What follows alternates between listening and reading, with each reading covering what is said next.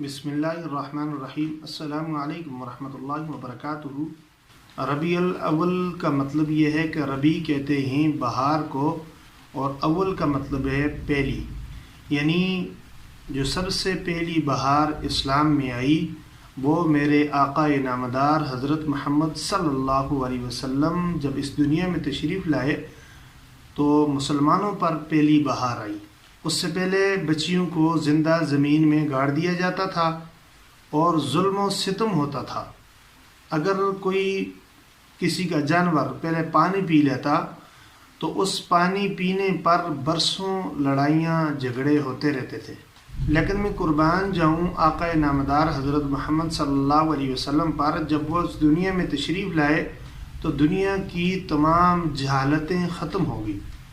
मेरे आका ने उम्मत को ऐसा पैगाम दिया, ऐसे साथी चुने कि जिन्होंने पूरी दुनिया में एक पैगाम दे दिया कि इस्लाम की पहली बहार आ चुकी है।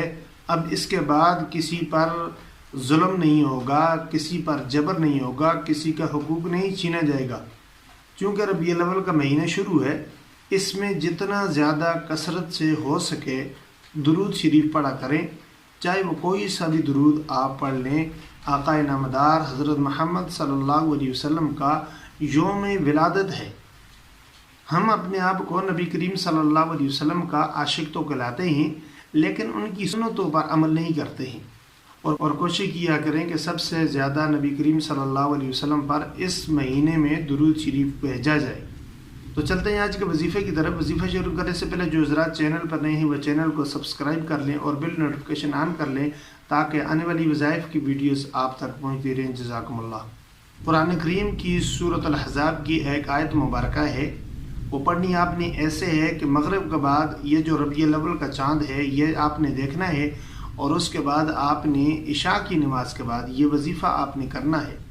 आयत मुबारक नोट फरमा रहे, लक़द काना लकुम फ़ी रसूलिल्लाहि उस्वतुन हसना। यहाँ तक ये आयत मुबारक आपने पढ़नी है 111 मरतबा, अव्वल व आखिर 3 मरतबा दुरूद पाक पढ़ना है। और उसके बाद ये आयत मुबारक पढ़नी है।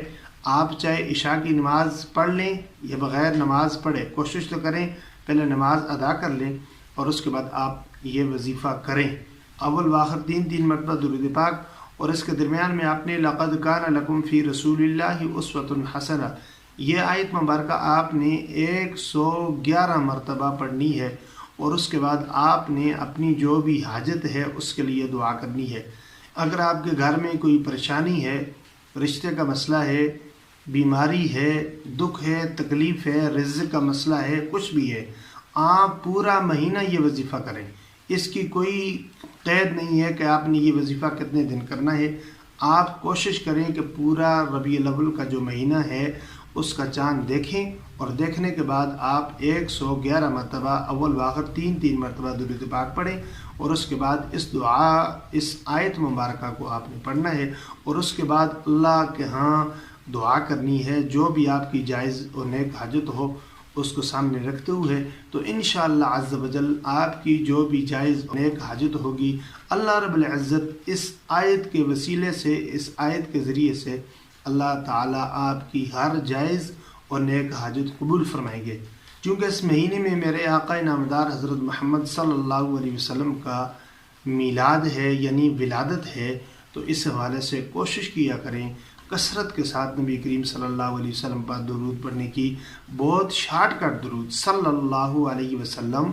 अगर इतना लंबा चौड़ा दुरूद आप नहीं पढ़ सकते, अगर आप फारग नहीं हैं, तो कोशिश करें इस दुरूद को हर वक्त अपनी ज़ुबान पर जारी रखें, सल्लल्लाहु अलैहि वसल्लम।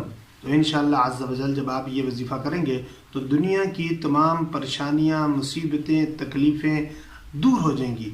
आपकी ज़िंदगी में सुख, चैन, राहत, आराम, बिल्कुल हशाश बशाश आप ज़िंदगी गुजारेंगे जब इस आयत मुबारक की आप विर्द करेंगे, वजीफ़ा करेंगे। उम्मीद है कि आज का वजीफ़ा आपको पसंद आया होगा। इंशाअल्लाह अज़्ज़ व जल मिलेंगे अगले वजीफ़े में। तब तक के लिए इजाज़त दीजिए। अल्लाह ने के बाद अस्सलामु अलैकुम व रहमतुल्लाहि व बरकातुहू।